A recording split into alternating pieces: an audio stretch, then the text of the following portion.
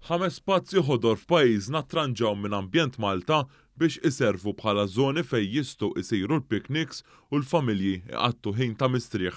Dan tħabbar waqt konferenza tal-aħbarijiet mill-Ministru għall-Ambjent Aron Farrugia fejn intqal li dawn il-5 żoni ġodda jinsabu fil-Fgura, fis-Salini, l-Aħrax tal-Mellieħa, il-Miżib u d-Dwejra tul il-Victoria Lines.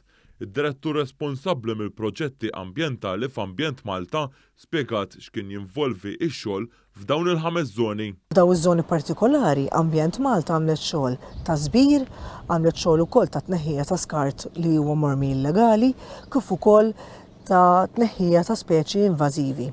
Il-Ministru Aron Farrugia għal kif iż-żoni ta' rekreazzjoni huma dawk li jagħtu l-ħajja lill-komunitajiet waqt li jtejbu l-kwalità tal-ħajja ta' residenti.